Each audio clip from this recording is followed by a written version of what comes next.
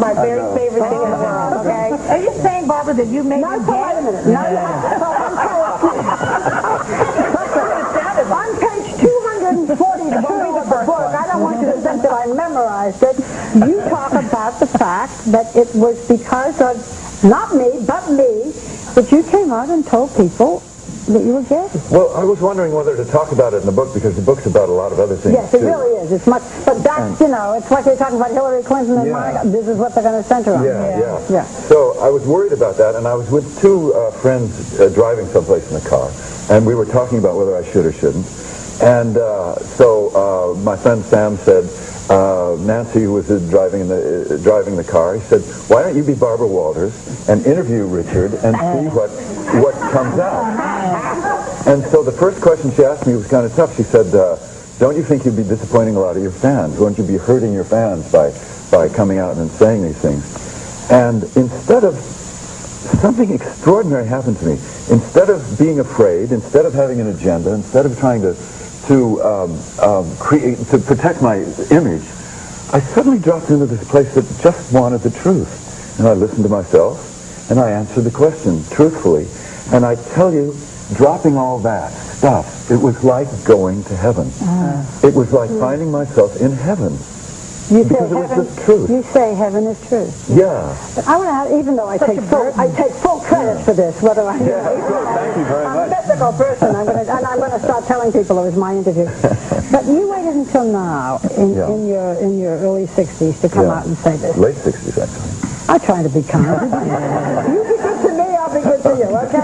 But do you think that had you come out and talked about this when you were in your 30s or 40s, it would have ruined your career? They wouldn't have given you Star's favorite role and so forth. Well, I think it would have been a problem because, and I felt an obligation to.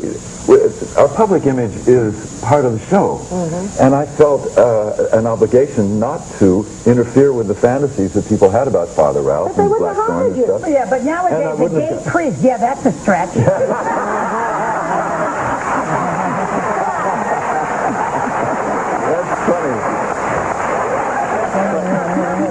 I think I might not have gotten hired for some of the jobs, I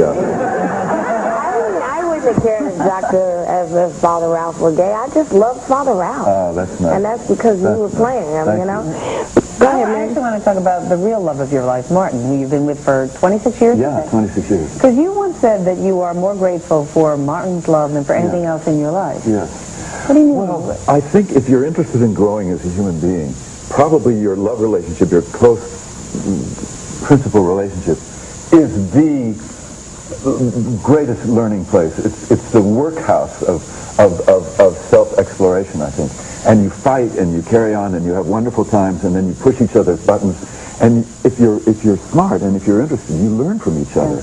And both of us, I think, have grown so much as human beings through our relationship, through the fights and through the good times. And we're interested spiritually in the same things. And we're both much better people for the relationship now. But was it hard for him to have to remain hidden as well?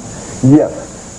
He's younger than me and much less fearful about being gay. And you were a wedding band. Yes. Well, he lives in Hawaii. They get married there, right? Well, no. No? Not officially. Not no. officially. No. But after 26 years, the wedding band is definitely. But it's wonderful to survive the hard times and become fabulously good friends.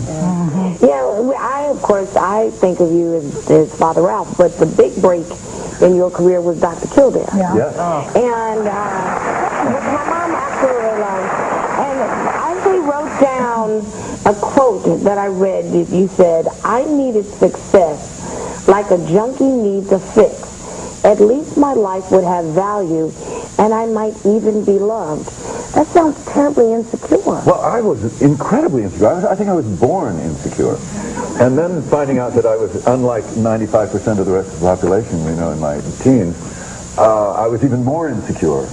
And so I needed to be successful. I needed to be well known. I needed all that to kind of bolster up my confidence. I want to go back to what we were talking about originally, because this book does have a great deal to do with your faith. But today, gay actors and actresses play gay people. Yes. But do you think that a young actor today who is gay and in his 30s can come out in this society and get romantic roles? Well, I think if they're romantic leading men, it's probably best to be quiet about it. Still is, okay.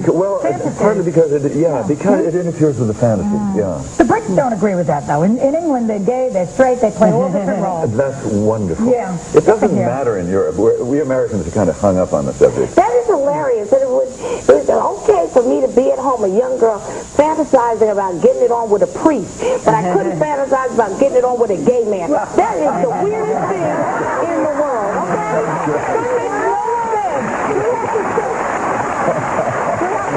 That makes no sense.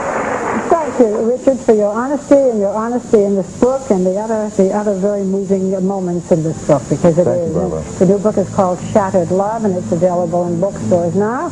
And everyone in our studio audience, fortunately, is getting a copy.